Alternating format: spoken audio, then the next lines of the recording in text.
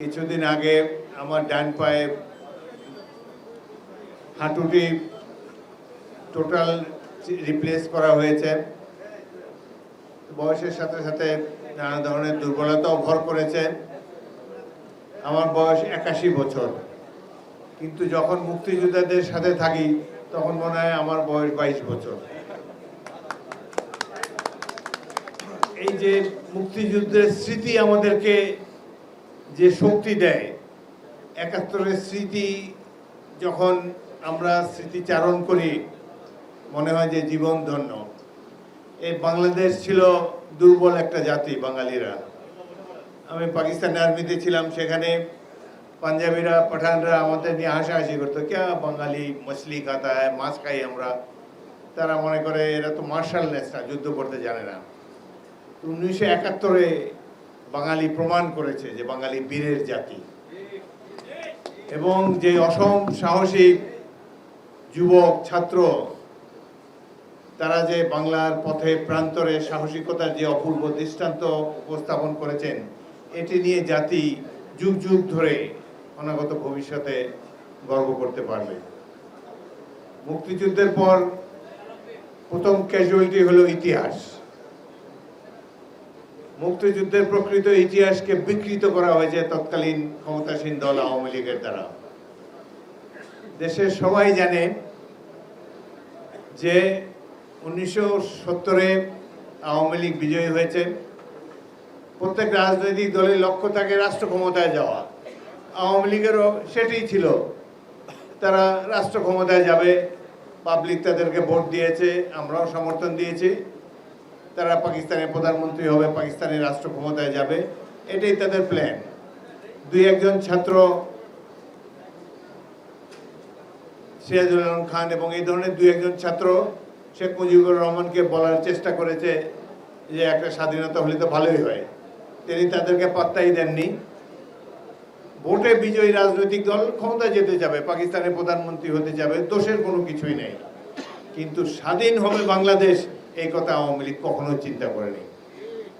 কিন্তু স্বাধীনতার অব্যবহিত পরেই তারা নূতন কল্পকাহিনীর অবতারণা করলো, যে তারা অনেক আগে থেকে স্বাধীনতার জন্য লড়াই করতে বা পরিশ্রম করার জন্য চেষ্টা করেছেন। স্বাধীনতার ঘোষণাটা কিভাবে হলো? দেশের প্রত্যেকটি মানুষ জানে, সাধারণ মানুষ জানে। যখন পাকিস্তানিরা 25শে মার্চ তারিখে একটা ভয়াবহ হত্যাযজ্ঞ বাঙালিদের উপর চাপিয়ে দিল, দিক বিদিক হয়ে রাজনৈতিক নেতারা দেশ ছেড়ে ভারতে পলায়ন করলেন। সাধারণ মানুষও শহর থেকে গ্রামের দিকে উদ্ভ্রান্ত হয়ে ছুটাছুটি শুরু করলো জীবন বাঁচাবার তাগিদে। সেই সময় পাকিস্তানিরা মাঠে নেমেছে যে বাঙালি জাতিকে শেষ করে দিবে। এখানে ইস্টার্ন কমান্ডের অধিনায়ক ছিল লেফটেন্যান্ট জেনারেল আমির আবদুল্লাহ খান নিয়াজি, যিনি পরে আত্মসমর্পণ করেছেন 16ই ডিসেম্বর। আমির আবদুল্লাহ খান নিয়াজি প্রকাশ্যে সেকেন্ড ক্যাপিটালে তার হেডকোয়ার্টার ছিল, সাথে এখন যেখানে জাতীয় সংসদ ভবন, সেখানে সব অফিসারদেরকে একত্রিত করে তিনি একটা অসভ্য ঘোষণা দিলেন। তিনি বললেন বাঙালিদেরকে উদ্দেশ্য করে, मैं इस कौम की नस्ल बदल दूंगा। অর্থাৎ বাঙালিদের যে অরিজিন, আমরা একটা জাতিসত্তা, সেটাকে তিনি চেঞ্জ করে দেবেন।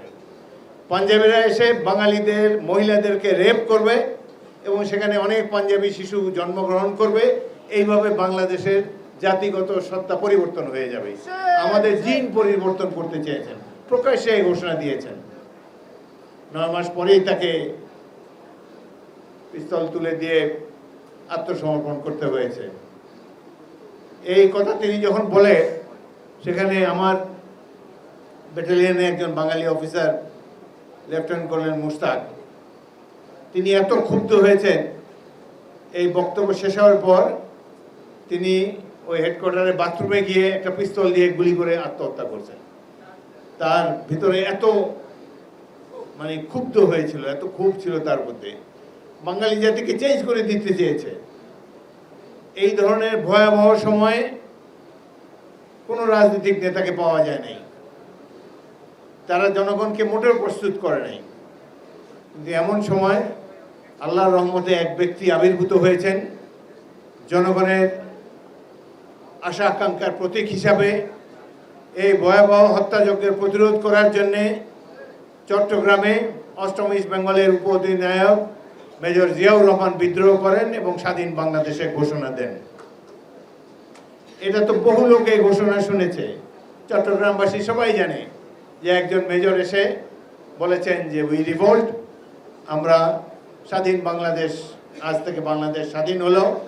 তিনি নিজেকেও রাষ্ট্রপতি ঘোষণা করেছেন, বহির্বিশ্বে আহ্বান জানিয়েছেন এই সদ্য স্বাধীন দেশটিকে স্বীকৃতি দেওয়ার জন্যে।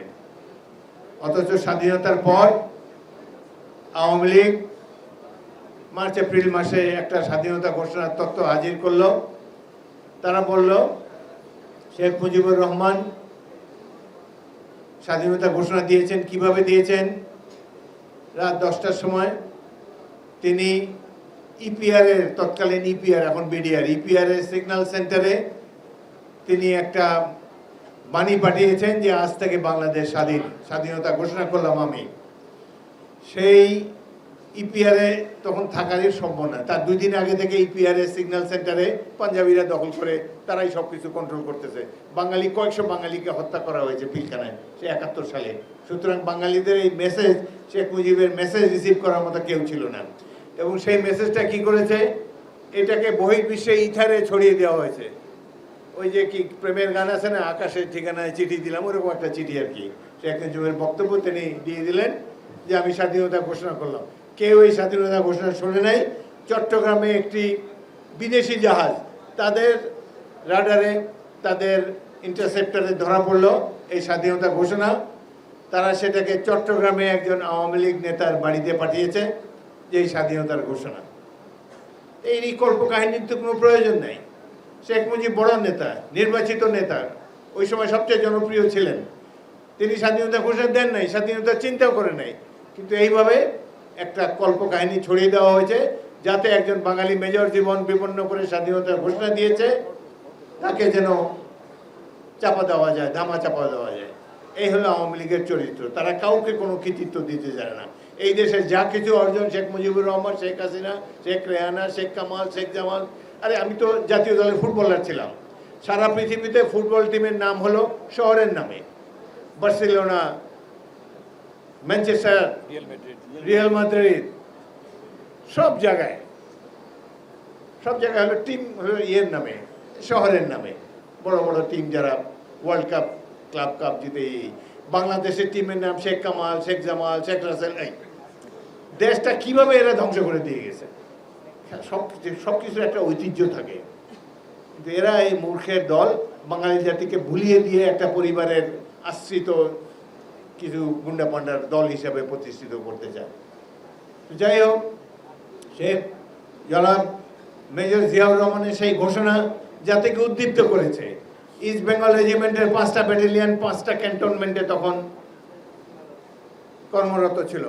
এখানে সেনাবাহিনীর কেউ আছেন? আপনারা থাকলে হাত তোলেন, বসেন। Thank you. বিডিআর এর কেউ আছেন? আচ্ছা বসেন।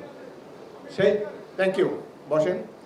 সেই সময় ইস্ট বেঙ্গল রেজিমেন্টের 5টা ব্যাটালিয়ন যশোর, জয়দেবপুর, সৈয়দপুর, কুমিল্লা এবং চট্টগ্রামে কর্মরত ছিল।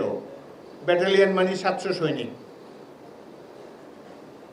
মেজর জিয়াউর রহমানের ঘোষণার পর এই 5টি ক্যান্টনমেন্টে ইস্ট বেঙ্গল রেজিমেন্টের বাঙালি সৈনিকরা বিদ্রোহ করে পাক বাহিনীর বিরুদ্ধে ক্যান্টনমেন্টের ভিতরে বাইরে প্রতিরোধ যুদ্ধে অবতীর্ণ হয়। আমি যশোর ক্যান্টনমেন্টে একজন তরুণ অফিসার ছিলাম, কাছেই যশোর ক্যান্টনমেন্ট, 2.5 বছর চাকরি। খেলাধুলা নিয়েই থাকতাম। রাজনীতি ছাত্র জীবনে করি নাই, ঢাকা বিশ্ববিদ্যালয়ের ছাত্র ছিলাম। রাজনীতি ধারে কাছে কখনো ছিলাম না, খালি খেলার মাঠেই পড়ে থাকতাম। 30শে মার্চ ঘটনার পরিপ্রেক্ষিতে আমি ইস্ট বেঙ্গল রেজিমেন্টের 1ম ব্যাটালিয়নের 200 সৈনিককে নিয়ে, আমরা 300 ছিলাম, 200 সৈনিক নিয়ে 30শে মার্চ সকাল 8টায় আমরা বিদ্রোহ করি। পাক বাহিনীর বিরুদ্ধে 8 ঘন্টা ব্যাপী যুদ্ধ হয়। সেই যুদ্ধে আমার সহযোগী 2nd লেফটেন্যান্ট আনোয়ার হোসেন কুমিল্লা বাড়ি শহীদ হন। আমাদের 15-20 জন হতাহত হয়। পাকিস্তানিদের প্রায় 100-র কাছাকাছি নিহত হয়। আমরা সেখানে ট্রেঞ্চ করা ছিল 8 ঘন্টা যুদ্ধের পর আমাদের গোলাগুলি শেষ হয়ে যায়। আমি সৈনিকদেরকে নির্দেশ দিলাম কাছেই চৌগাছা বাজারে একত্রিত হওয়ার জন্যে। আমি তখন তখন যোগাযোগ ব্যবস্থা ভালো ছিল না, আমাদের কাছে কোনো তখন তো মোবাইল টোবাইল কিছুই ছিল না। এমনকি মেজর জিয়াউর রহমানের স্বাধীনতা ঘোষণাও আমি শুনি নাই। অন্যান্য ব্যাটালিয়ান এর আগে 3টি ব্যাটালিয়ান বিদ্রোহ করেছে তাও জানি না। ঘটনার প্রেক্ষিতে আমাদেরকে নিরস্ত্র করার চেষ্টা করেছে তারা, সেই জন্যই আমরা বিদ্রোহ করে পাক বাহিনীর বিরুদ্ধে যুদ্ধ অবতীর্ণ হই। ক্যান্টনমেন্টে 8 ঘন্টা যুদ্ধের পর আমরা ছোট ছোট গ্রুপে ক্যান্টনমেন্ট থেকে বেরিয়ে যাই। কাছে একটা গ্রাম ছিল খিতিবদিয়া গ্রাম, ফায়ারিং রেঞ্জের কাছে। সেইখানে ঢুকে দেখি হাজার হাজার মানুষ দাও খন্তা কুড়াল লাঠি সোটা নিয়ে দাঁড়ায় আছে। আল্লাহু আকবার, আমাদেরকে বুকে জড়িয়ে ধরছে, গাছ থেকে ডাব পেড়ে খাওয়ায়, চিরামুড়ি নিয়ে আসে, কাঁদতেছে আনন্দে যে বাঙালিরা বিদ্রোহ করেছে। তাদের কাছে শুনলাম মেজর জিয়া রহমান বিদ্রোহ করেছে, ইস্ট বেঙ্গল রেজিমেন্টের অন্য 4টি ব্যাটালিয়ন বিদ্রোহ করেছে, প্রতিরোধ যুদ্ধ শুরু হয়েছে।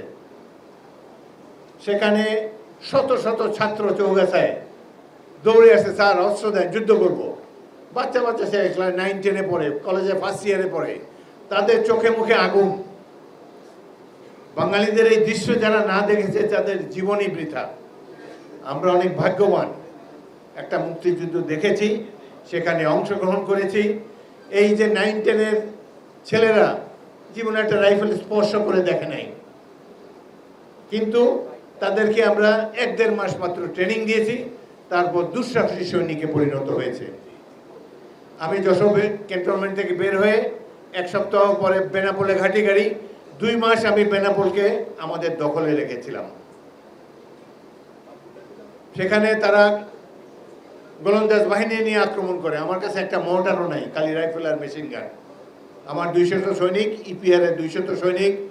2 মাস প্রতিদিনই আমাদের 2-4 জন মারা যেত, কিন্তু বেনাপোলের ভূমিগত অবস্থান এমন, গ্র্যান্ড ট্র্যাঙ্ক রোডের উপরে আমরা বাংকার বানিয়ে বসেছি, 2 দিকে ফাঁকা মাঠ। তারা মনে হচ্ছে কামানে গোলা ফেললেই আমরা পালিয়ে যাব, কিংবা 2-4টা মেশিন গানে গুলি ছাড়লেই আমরা অবস্থান ছেড়ে দেব। কিন্তু 2 মাস শক্তভাবে আমরা ইস্ট বেঙ্গল রেজিমেন্টের 1ম ব্যাটালিয়ন সিনিয়র টাইগার বসে আছি। তাদের অনেক হতাহত হয়েছে, আমরা বেনাপোলকে রক্ষা করেছি। বেনাপোলে একটা চেকপোস্ট আছে, সেখানে ফ্ল্যাগে বাংলাদেশের পতাকা আমরা লাগিয়েছি। সারা বিশ্বে সেই পতাকা প্রদর্শিত হয়েছে যে মুক্তিবাহিনী, বাংলাদেশের অন্যান্য চেকপোস্ট পতন হয়ে গিয়েছে, বাট বেনাপোলকে আমি ধরে রেখেছি আমার সেনা দলের সাহায্যে। এই পতাকাটা পথ করে উড়ে আমেরিকা, জার্মানি, ইংল্যান্ড থেকে বহু লোক টেলিফোন করে আমাকে অভিনন্দন জানিয়েছে, এই যে বাংলাদেশে একটা ভূখণ্ড আমরা স্বাধীন করে রেখেছি। জুন মাসে গঠিত হলো ইস্ট বেঙ্গল বাংলাদেশ সেনাবাহিনীর 1ম নিয়মিত ব্রিগেড জেড ফোর্স। 1ম বেঙ্গল, 8ম বেঙ্গল এবং 3য় ইস্ট বেঙ্গল নিয়ে গঠিত। এই ব্যাটালিয়নে আমরা পাকিস্তান আর্মির ছিলাম হয়তো 200 বা 150, কিন্তু ছাত্র ছিল 600। আমি 600 ছাত্রকে বেনাপোল, কুষ্টিয়া এই এলাকা থেকে রিক্রুট করি। এখানে বোমরা বিওপির উল্টা দিকে টাকি, যারা এখানে খুলনা অঞ্চলে মুক্তিযোদ্ধারা ওই ক্যাম্পে ছিলেন, সেখান থেকেও আমি কয়েকজনকে নিয়েছি। এই যে 600 ছেলেকে আমার ব্যাটালিয়নে ভর্তি করেছি, 1 মাস ট্রেনিং দিয়েছি, দুঃসাহসী যোদ্ধায় পরিণত হয়েছে তারা। এর মধ্যে 100 জন সম্মুখ যুদ্ধে শহীদ হয়েছে। এই যে রণাঙ্গনের যে কাহিনী, এগুলো যখন মনে হয় যে আমাদের জীবন ধন্য, কিন্তু বাংলাদেশের রাজনীতিবিদদেরকে দেন কত ছোট তাদের মন। মুক্তিযোদ্ধাদেরকে কোনো কৃতিত্ব দেয় না, বলে শেখ মুজিবুর রহমান স্বাধীনতা ঘোষণা করেছে। কে কোথায় স্বাধীনতা, কেউ শুনে নাই সেই ঘোষণা। এইসব মিথ্যা ঘোষণার কথা তারা বলে। কলকাতায় তারা বসেছে, সেখানে বসে কি করেছে, তাদের 3টে অফিসের নামও কাকতালীয়ভাবে মিলে গেছে। একটা সার্কাস অ্যাভিনিউ, একটা হলো সার্কাস, আরেকটা হলো থিয়েটার। এই তো সার্কাস আর থিয়েটার, এখানেই তারা ব্যস্ত ছিল। আর আমরা গ্রামে গঞ্জে যে ছেলেরা, আমার প্রকৃত মুক্তিযোদ্ধাদেরকেও এই জাতি চিনল না, এটাও আমার একটা দুঃখ। প্রকৃত মুক্তিযোদ্ধা ছিল লুঙ্গি পরা, আমরা কয়েকজন ফৌজি, আমাদের খাকি প্যান্ট ট্যান্ট ছিল, অধিকাংশ ছিল লুঙ্গি পরা, খালি পা, কিংবা ভারতীয়দের সাপ্লাই করা সেই জুতা, হাতে একটা অস্ত্র, গায়ে গেঞ্জি, মাথায় গামছা বাঁধা। এই হলো প্রকৃত মুক্তিযোদ্ধার চিত্র। স্বাধীনতার পর দেখছিলাম ঢাকা, চট্টগ্রাম, খুলনা, রাজশাহী মহানগরের বড় লোকের ছেলেরা সব মুক্তিযুদ্ধ হয়ে গেছে, লম্বা লম্বা ইয়ে পরা প্যান্ট পরে, লম্বা চুল, একটা অস্ত্র কোনখান থেকে জোগাড় করে, এদের নাম হয়ে গেছে 16 ডিভিশন, অর্থাৎ 16ই ডিসেম্বরের পরে তারা জন্ম নিয়েছে।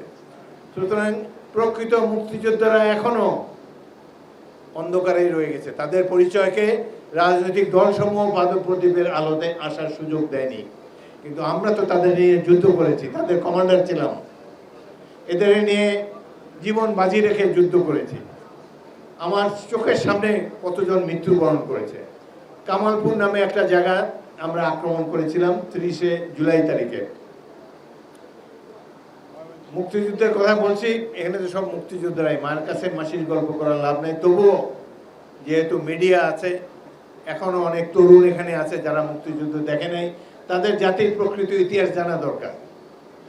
কামালপুরে 31 বালুচ রেজিমেন্টের উপরে আমরা 2টি কোম্পানি নিয়ে আক্রমণ করেছি, মানে 300 সৈনিক।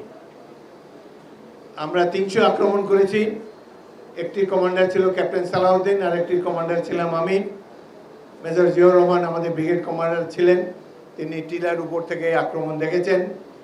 এই আমাদের 300 জনের মধ্যে 100 জনই আমরা হতাহত হই। আমি নিজেও এই যুদ্ধে আহত হই। এই যুদ্ধে আমাদের কোনো গোলন্দাজ বাহিনীর সাপোর্ট ছিল না। পাকিস্তানিরা কংক্রিট বাংকার করে বসে আছে, সেখানে দখল করার জন্যে গোলন্দাজ বাহিনীর সাপোর্ট অত্যাবশ্যক। কিন্তু এমনই সব দুঃসাহসী তরুণ স্কুল কলেজের ছাত্র, যাদেরকে 1.5 মাস মাত্র ট্রেনিং দিয়েছি, 300 জনের মধ্যে 200 জনই তারাই ছিল ছাত্ররা। এরা যে কি বীর বিক্রমে সামনে মাইল ফিল্ড বিছানো, মাইল ফিল্ডে পরে কাটা তারের বেড়া, তাদের মর্টার এবং কামানের গোলা মুহুর্মুহু বৃষ্টির মতো আমাদের উপর পড়ছে। এগুলো অতিক্রম করে গিয়ে আমরা কয়েকটি বাংকার দখল করলাম। অবিস্মরণীয় সেই দৃশ্য। একটা শেল পড়লো আমার 20 গজ দূরে, বিকট শব্দে সাথে সাথে মাটিতে হিট করলাম। আমার হাতে একটা AK-47 বা যেটাকে সাবমেশিন গান বলে, ওইটার বাটটা 2 টুকরো হয়ে গেল, ব্যারেলটা সামনে পড়ে গেল। 2 ইঞ্চি এদিকে থাকলে আমি 2 টুকরো হয়ে যেতাম। কিছু দূর গেলাম, যুদ্ধক্ষেত্রে যুদ্ধ পরিচালনা করা হয় বেতার সেটের মাধ্যমে, আধুনিক কালের যুদ্ধ। সেখানে আমাদের মতো তরুণ অফিসাররা সামনে থাকে, যে যত সিনিয়র সে তত পিছিয়ে থাকে। আমরা যাচ্ছি, মাইন ফিল্ডের মধ্যে পড়ে গেলাম। আমার যে সিগন্যাল সেটটা ক্যারি করে সিগন্যালার, তার পিঠে স্কুল ব্যাগের মতো সেই সিগন্যাল সেটটা, এই হ্যান্ডসেটটা আমার হাতে। কথা বলার চেষ্টা করতেছি অন্যান্য কমান্ডারদের সাথে।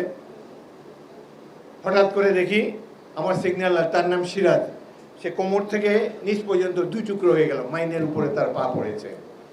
সেখানে তাৎক্ষণিকভাবে মৃত্যুবরণ করলো। অপেক্ষা করার সময় নেই, আরেকজনের কাঁধে বেতার সেট দিয়ে আবার সামনের দিকে গেলাম। একটা রাইফেলে গুলি করলে আপনারা দেখেন রাজনৈতিক দলের সভা ভঙ্গ হয়ে যায়, দিক বিদিক জ্ঞান শূন্য হয়ে লোক পড়ায়। কিন্তু আমাদের উপরে মেশিন গানের অবিশ্রান্ত গুলি আসছে, একটার পর একটা ডানে বামে পড়ে যাচ্ছে, কিন্তু পিছনের দিকে কেউ যায় নাই।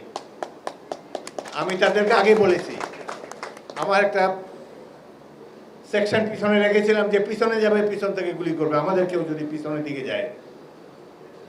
এই যে আক্রমণে 300 জনের মধ্যে আমরা 100 জনই শহীদ হলাম। ক্যাপ্টেন সালাউদ্দিন, অপর কোম্পানি কমান্ডার, তিনিও শহীদ হলেন।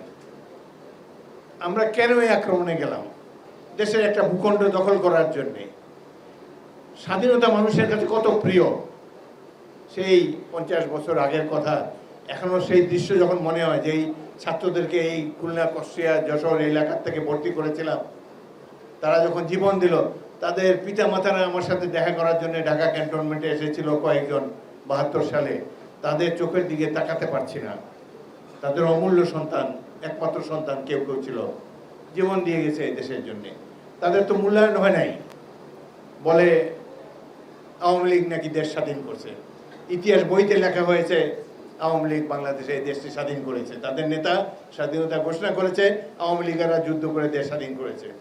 প্রকৃত কাহিনী হলো এই, যদি ইস্ট বেঙ্গল রেজিমেন্ট এবং বিডিআর এর সৈনিকরা মার্চ মাসে আমরা বিদ্রোহ না করতাম, এই দেশ কোনোদিন স্বাধীন হতো না। মুক্তিযুদ্ধ আমরা করেছি, হাজার হাজার ছাত্রকে আমরা ট্রেনিং দিয়ে আমাদের বাহিনীতে অন্তর্ভুক্ত করেছি। এইভাবে মুক্তিবাহিনী সারা দেশে ছড়িয়ে পড়েছে। আমরা সামরিক বাহিনীর এক সিপাহী শত শত ছাত্রকে ট্রেনিং দিয়ে সৈনিক বানিয়েছে। এই হলো মুক্তিযুদ্ধের আসল চিত্র। কিন্তু এই গৌরবময় কাহিনী, বাংলাদেশের ছাত্র যুবক সৈনিকদের বীরত্বের কাহিনী জনগণকে জানতে দেওয়া হয় না আওয়ামী লীগের আমলে। এত ক্ষুদ্র তাদের মন, স্বাধীনতা যুদ্ধ নিয়েও তারা বেসাদি করে, কারচুপি করে। বাংলাদেশে মেজর জিয়াউর রহমান অসম সাহসী মুক্তিযোদ্ধা কমান্ডার ছিলেন। তার নেতৃত্বে সিলেট অঞ্চলে অনেকগুলো যুদ্ধে আমরা অংশগ্রহণ করেছি। তখন 18টা জেলা ছিল বাংলাদেশে।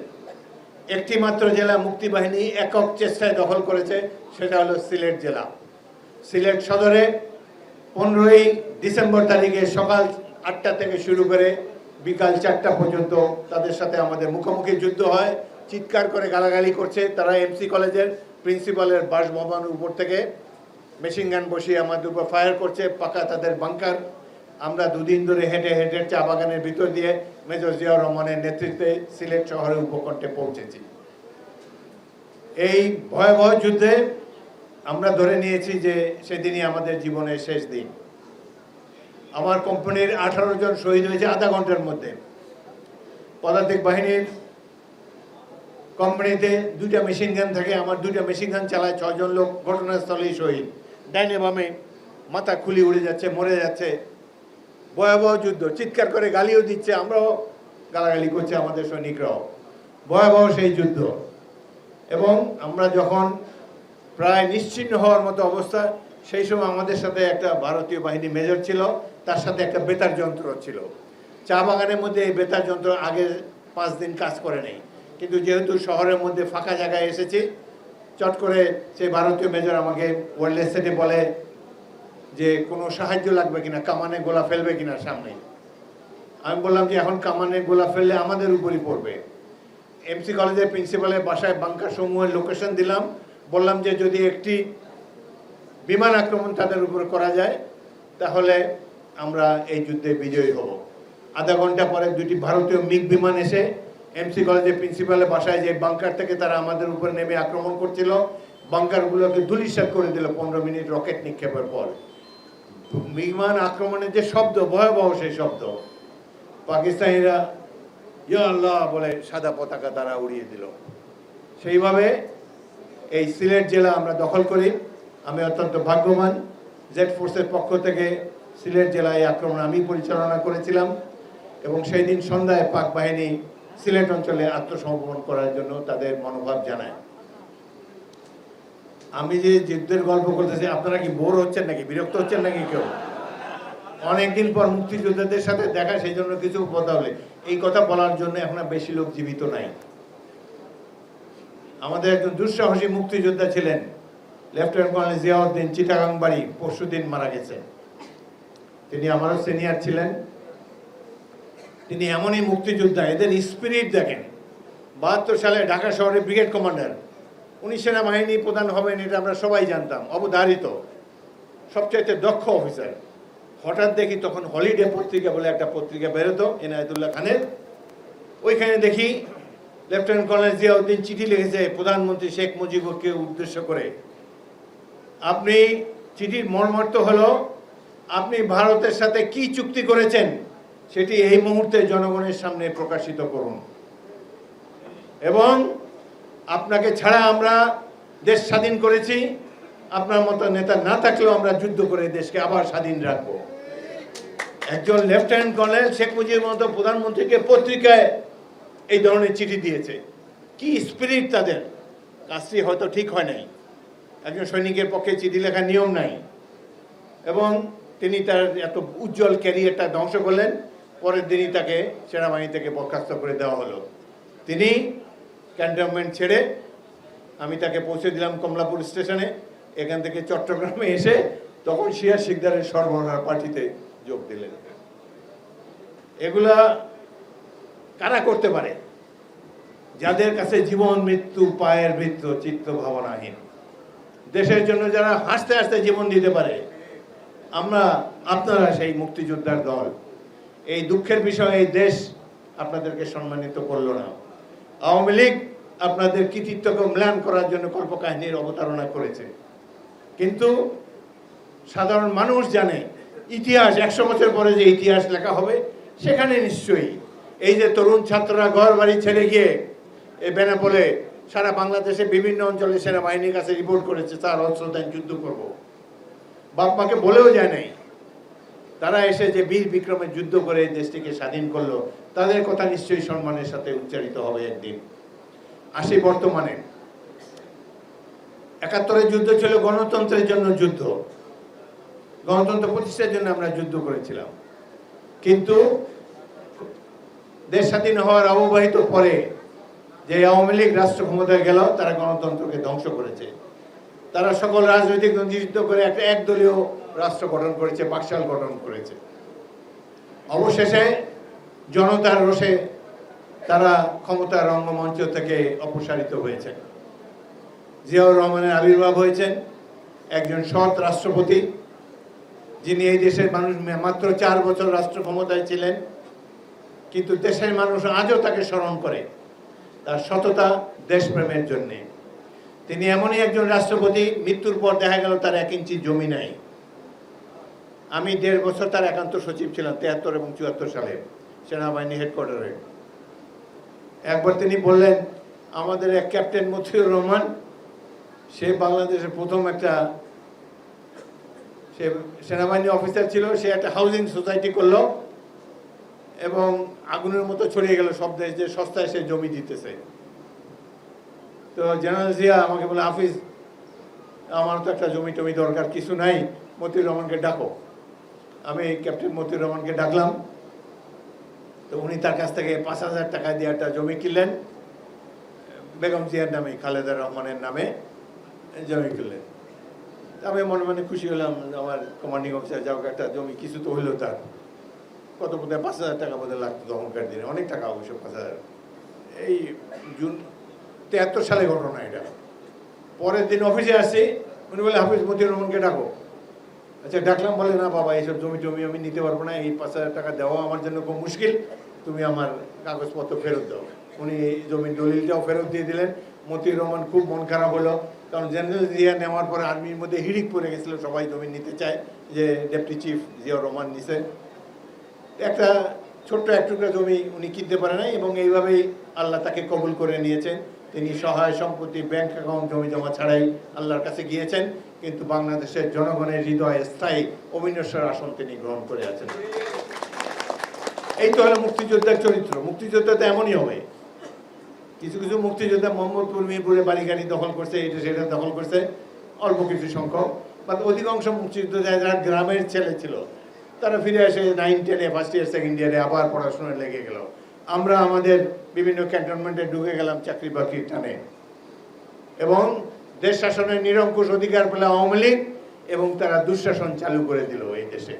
একটা দুর্ভিক্ষ হলো, যারা দেখে নাই 74 সাল ঢাকা শহরের রাস্তার উপরে ফুটপাতে মৃতদেহ পড়ে থাকতে আমরা সবাই দেখেছি, আমাদের যাদের বয়স হয়েছে। অবশেষে নানা পথ পরিক্রমার পর স্বাধীনতা, আমাদের সেই গণতন্ত্রের স্বপ্ন অধরাই রয়ে গেল। সবশেষে এলো বাংলাদেশের রাজনৈতিক প্রেক্ষাপটের সবচেয়ে কলঙ্কময় ঘটনা, শেখ হাসিনার দুঃশাসন। 3-4টে নির্বাচনের নামে প্রহসন মঞ্চস্থ করে তিনি এই দেশে আওয়ামী লীগকে, একদল দুর্বৃত্তকে রাষ্ট্র ক্ষমতায় বসিয়ে দিলেন। রাজনীতি করেছেন তিনি ব্যাপক দুর্বৃত্তায়ন। এই দেশের মানুষ ভোট দেওয়া কাকে বলে ভুলেই গিয়েছে। 2018 সালে একটা নির্বাচন করেছি, আমার এলাকাবাসী আমার কোনো যোগ্যতা না থাকা সত্ত্বেও আমাকে 6 বার তারা সংসদ সদস্য বানিয়েছে। আমার পিতাও পাকিস্তানি আমলে 3 বার সংসদ সদস্য ছিলেন, পেশায় ডাক্তার ছিলেন, কিন্তু সাধারণ মানুষের কাছে এত জনপ্রিয় ছিলেন, ইলেকশনের সময় হাজির হয়ে দিয়ে দিত। আমি ইলেকশন করতে গেছি, লঞ্চ উঠবো ঢাকা শহরে, সদরঘাটে লঞ্চটা ভেঙে দিচ্ছে আওয়ামী লীগের দুর্বৃত্তরা, যেতে পারলাম না। নির্বাচন কমিশনে গেলাম, তারা আমাকে পুলিশ এসকর্ট দিল। পরের দিন গেলাম আমার নির্বাচনী এলাকায়, পৌরসভায়, লালমোহন পৌরসভায় যাওয়ার পর সন্ধ্যার পর পুলিশ বাহিনী এসে আমার বাসাটা ঘিরে রাখলো। 15 দিন, ইলেকশনের দিনও বেরোতে পারলাম না। পুলিশ আগের রাতে ভোট সিল টিল মারে নির্বাচন করে নিয়ে গেল। আমরা একজন 6বারের এমপি ঘর থেকে বেরোতে পারেনি। আল্লাহকে বলেছি যে আল্লাহ এর একটা বিচার করবেন। এরপরে প্রমাণিত হলো জুলাই আগস্টে গত বছর যে আল্লাহ অনেককে ছাড় দেন কিন্তু একেবারে ছেড়ে দেন না। আল্লাহর গজব এই দলের উপরে পড়েছে, যেই জন্যে একটা শাড়িও নিতে পারে না। যে পরনের শাড়িটা নিয়ে বেগেছে, কিছু ডলার টলার হয়তো নিয়ে গিয়েছে, অবশ্য বহু টাকা পয়সা তারা বিদেশে পাচার করেছে। আওয়ামী লীগ সরকারের একটা প্রতিমন্ত্রী 360টা বাড়ি লন্ডন শহরে চুরির বিশ্ব রেকর্ড তারা করেছে। শেখ হাসিনা, শেখ রেহানা, কি আরো যারা আছে 14 গোষ্ঠী, 34 খুলনা মানুষ তো জানেন প্রত্যেকটা সিট দখল করেছে শেখের আত্মীয় স্বজন। কি শেখ বাড়ি নাম না, কোথায় এখন তারা? আল্লাহর গজব পড়েছে এগুলোর উপরে। 300 আসনের মধ্যে 34টা আসন এই শেখ পরিবারের লোকেরাই দখল করেছে জাতীয় সংসদে। এমনই এক গণ অভ্যুত্থান সৃষ্টি হয়েছে যেখানে মসজিদের খতিব পর্যন্ত পালিয়েছে, প্রধান বিচারপতি পর্যন্ত পালিয়ে গিয়ে ক্যান্টনমেন্টে আশ্রয় নিয়েছে। 600 জন পুলিশ কর্মকর্তা ক্যান্টনমেন্টে সেনাবাহিনী আশ্রয় ছিল। সেনাবাহিনী অন্যায় করেছে তাদেরকে আশ্রয় দিয়ে। এই সেনাবাহিনী আমরা সৃষ্টি করেছি 1971 সালে সাধারণ সৈনিক, ছাত্র, যুবকদেরকে নিয়ে।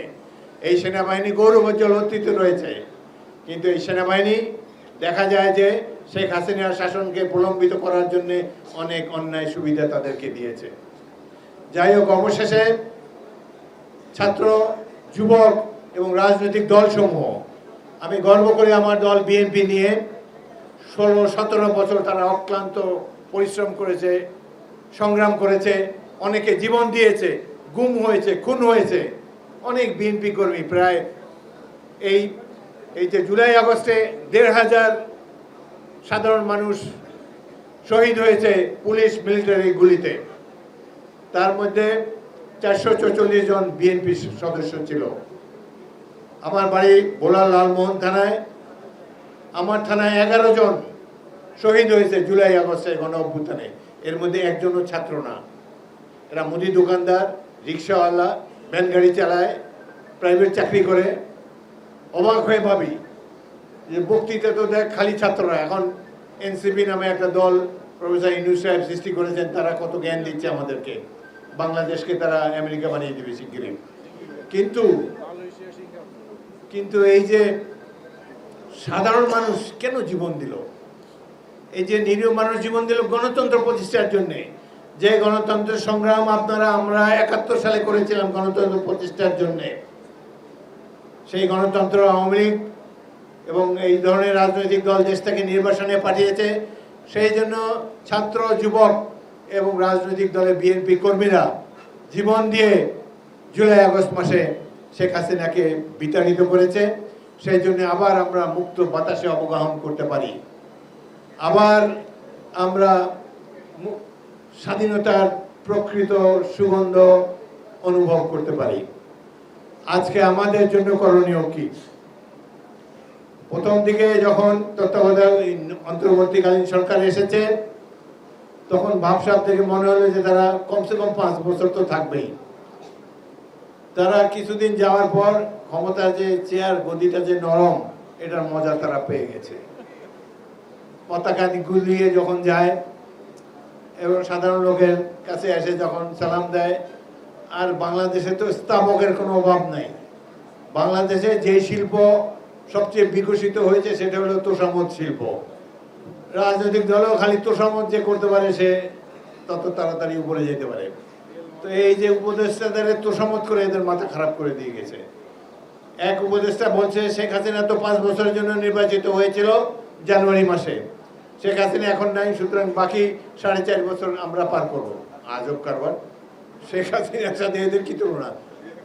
উপদেষ্টা বলতেছে এই কথা। একমাত্র আসিফ নজরুল ছাড়া এদের কেউ এই গণ আন্দোলনে অংশগ্রহণ করে নাই। এরা অনেকে শেখ হাসিনার দোষর ছিল, যেই কারণে আজও পুলিশ বাহিনী একই পুলিশ বাহিনী আছে, প্রশাসন একই প্রশাসন রয়েছে। মাঝখান থেকে সুযোগ নিয়েছে একটি রাজনৈতিক দল যারা 71-এ আমাদের স্বাধীনতা যুদ্ধের বিরোধিতা করেছিল।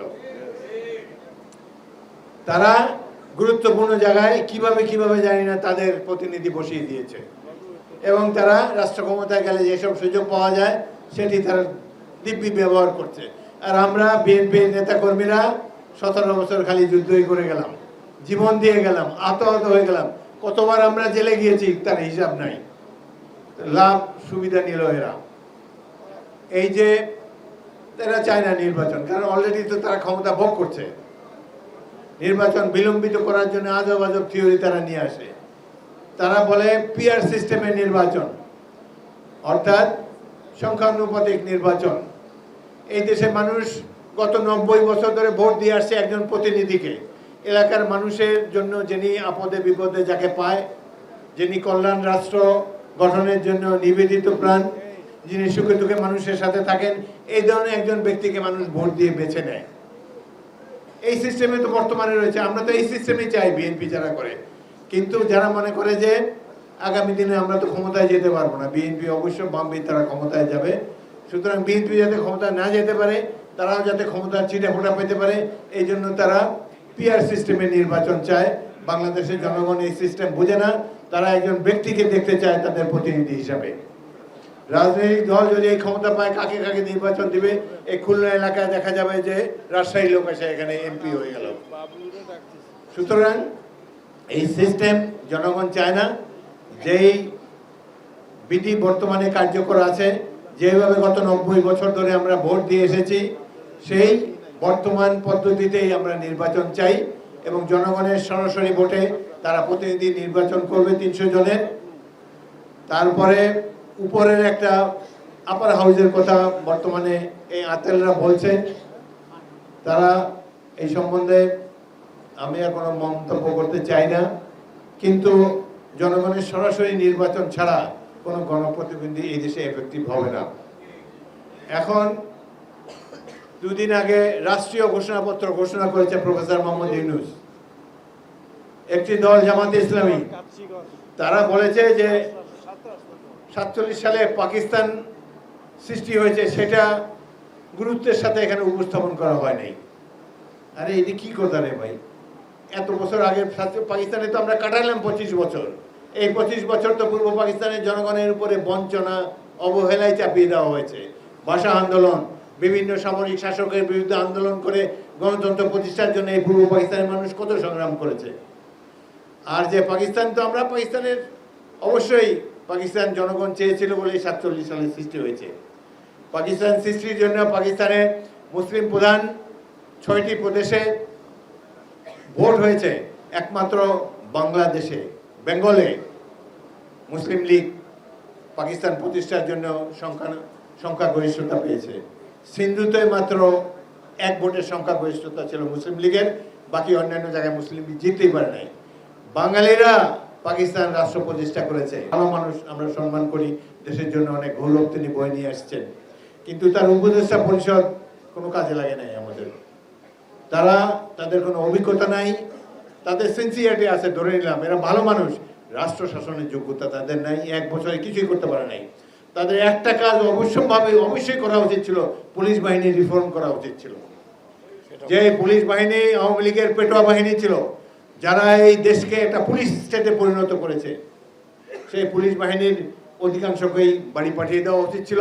নতুন নতুন রিক্রুটমেন্ট করা উচিত ছিল। যারা যেসব ছাত্ররা জীবন দিয়েছে তাদের এইসব পরিবার থেকে ভর্তি করে একটা আদর্শ পুলিশ বাহিনী সৃষ্টি করা উচিত ছিল, যারা এই দেশে আইন শৃঙ্খলা পরিস্থিতি উন্নত ঘটাতে পারে।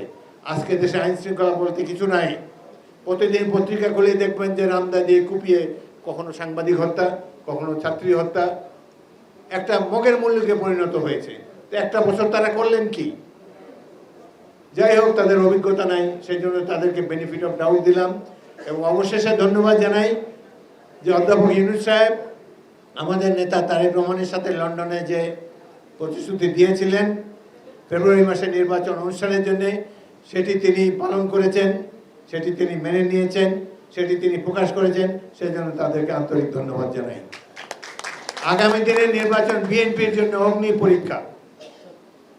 নির্বাচনে জনগণ হয়তো আমাদেরকে সংখ্যাগরিষ্ঠতা দিতে পারে, কিন্তু ক্ষমতায় গিয়ে আওয়ামী লীগ যা করেছে সেটা যদি আবার আমরা করি, আওয়ামী লীগ তো 15 বছর টিকেছে, আমরা 15 দিনও টিকতে পারবো না।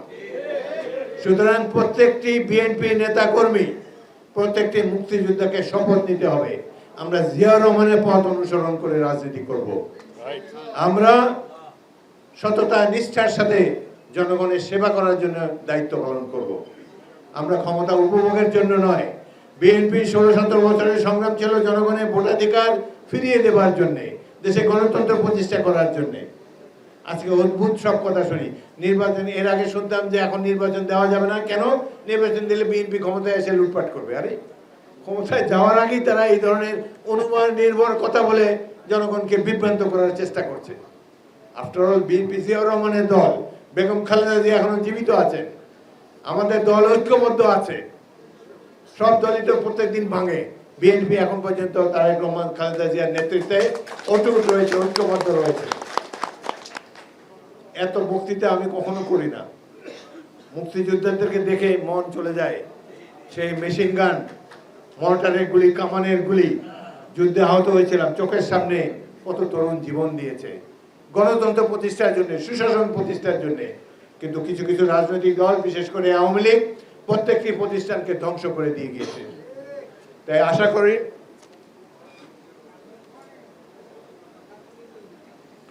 করি আমরা মুক্তিযোদ্ধারা এখনো যারা জীবিত আছি, আমরা 71-এর চেতনাকে ধারণ করে জনগণের মধ্যে ছড়িয়ে দিয়ে বাংলাদেশকে একটি কল্যাণ রাষ্ট্র হিসাবে গড়ে তোলার জন্য সর্বশক্তি নিয়োগ করব। আপনাদের সবাইকে অসংখ্য ধন্যবাদ। বিএনপি জিন্দাবাদ, শহীদ জিয়া অমর হোক, খালেদা জিয়া জিন্দাবাদ, তারেক রহমান জিন্দাবাদ। সবাইকে ধন্যবাদ।